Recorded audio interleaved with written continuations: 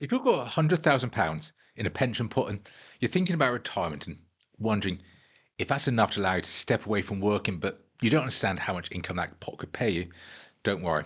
You're absolutely not alone. And this is the question that we'll be answering today. As we're going to look at a real client conversation that I recently had with a guy he was nearly 65. He hit that point where he dreaded going to work every day and he just wanted to know whether he could just jack it all in. And if he did do that, how would life look for him moving forward? Hi, I'm Toby. I'm a chartered financial planner and retirement income planning specialist, and welcome to my channel if it is your first time here. So let's take a look at this real life situation, and let's call this guy John. He came to me and said that he just had enough of the daily grind and it was just getting harder every day. He didn't want to do it anymore. But I did tell him that I'd worked with plenty of clients in the past who felt the same way as him, and it wasn't just a simple choice of, work or don't work. There are middle grounds, and reducing hours, working part-time and sort of phasing retirement are all becoming a lot more common today. But John said no. He just wanted to stop as soon as he could. Let's have a look at his situation. It's a pretty straightforward one. He's 64 years old at the moment, turning 65 in a few months. He's got his 100 grand in his pension pot. He's got about 7 grand in his bank account as an emergency kitty, but no other savings, investments or ISAs to fall back on. He has checked his state pension forecast though, and he told me he's entitled to the full whack, which for the 2025 tax year is £230, 25 pence, or around 12 grand a year. And that's going to be the base of his retirement income. But unfortunately for John, he's affected by the increase of state pension age from 66 to 67, and so there's a 2-year gap that he needs to bridge. And now for the single most important factor though for John, his housing. He owns his home outright. The mortgage was paid off years ago, and this is going to be the foundation of everything. Because if he was renting, this would be a completely different and, to be frank, a much tougher conversation. So the challenge is pretty clear. How can John use his 100 grand pot to fund his life for the next 2 years until the state pension kicks in? And then what happens? Well, before we dive in, you have to understand that the important number for everyone is not actually how big the pot is, but what you need it to do. And so you really need to understand what your life in retirement is going to cost. How much income do you actually need to live a life that you want?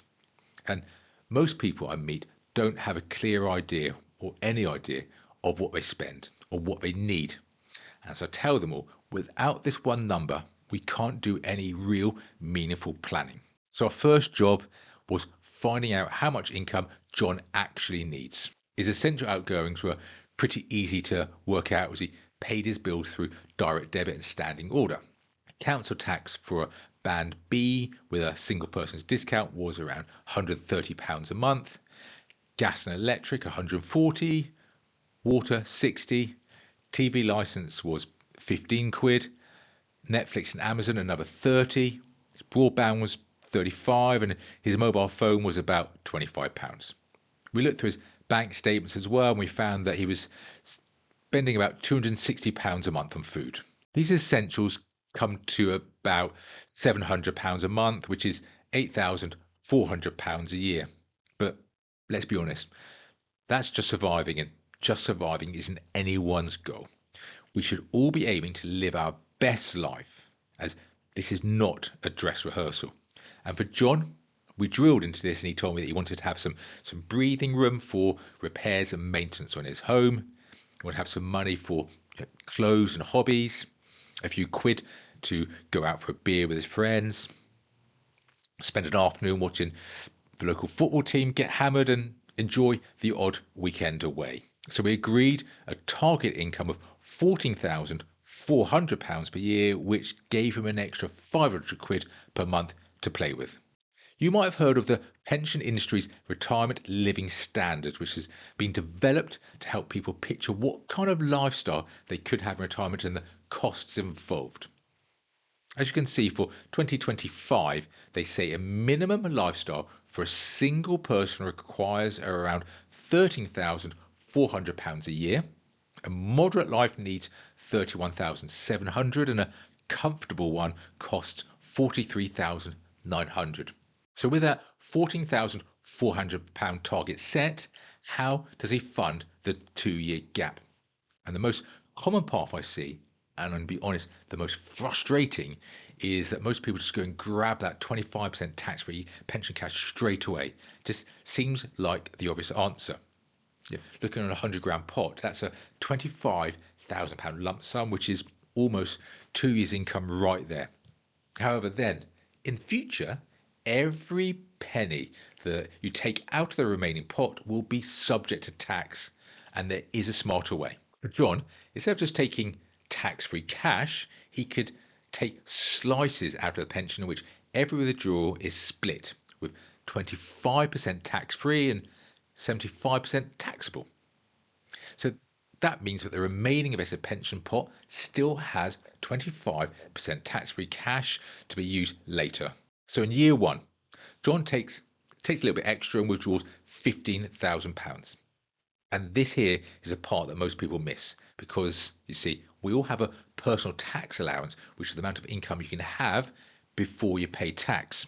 And until Labour takes the big freeze off, it's £12,570. So taking the £15,000 income this way means that £3,750 of it is tax-free, and the rest, the taxable part, that's £11,250, and that fits comfortably inside your personal allowance. In year 2, for John, it's exactly the same process. And then in year 3, he hits 67 and he successfully bridged the 2-year gap.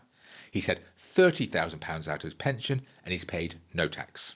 Now, give or take some investment performance, his remaining pot is £70,000, and crucially, 25% of this is still available to him tax-free, and his landscape has changed completely.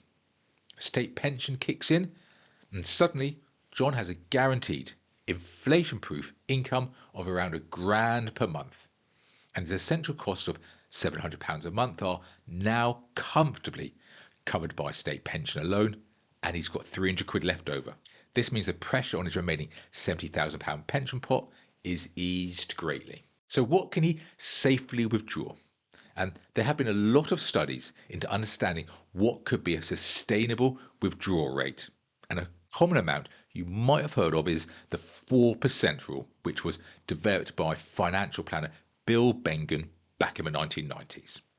The rule was based on historical market data and typically assumed an investor had a balanced portfolio of stocks and bonds. In simple terms, it suggests that you could draw out 4% of the initial pot per year, increase the amount each year of inflation, and it should last you a 30-year retirement. So based on the remaining £70,000 pot here, this would allow a withdrawal of £2,800 a year.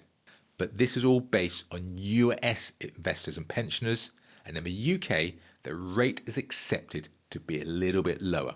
Absolutely none of this is advice though, and if you're particularly interested in this area, I can highly recommend this book called Beyond the 4% Rule by Abraham Okasana, and I'd also encourage you do your own research.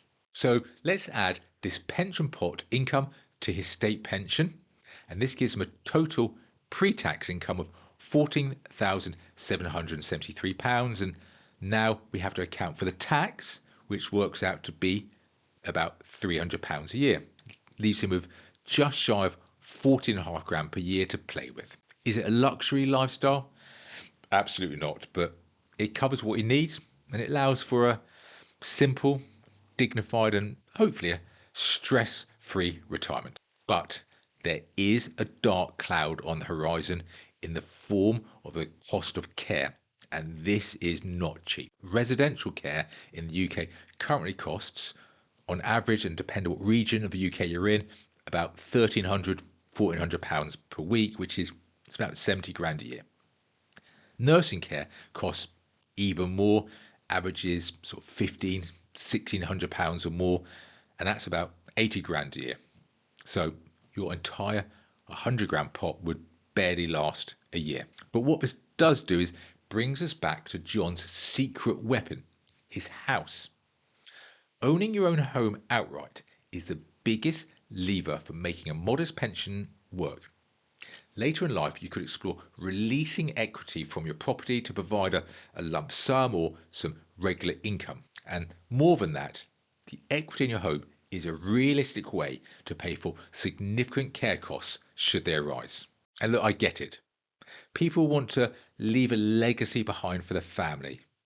But as I tell all of my clients, you're the first one on my lifeboat. Take care of yourself first. And this is a big decision, and you should take expert help if you're considering it. You would need a financial advisor with a specialist qualification, and you should also involve your family in any discussions. So, the big question, is retiring at 65 with £100,000 in a pension possible? Well, the answer is yes, but it does depend on how much income you actually need. So the best thing you can do to understand if you are on track for secure retirement is to put your time into really understanding your particular personal income need number. Thanks for watching, and don't forget to like and subscribe to my channel for more, and I'll catch you next time.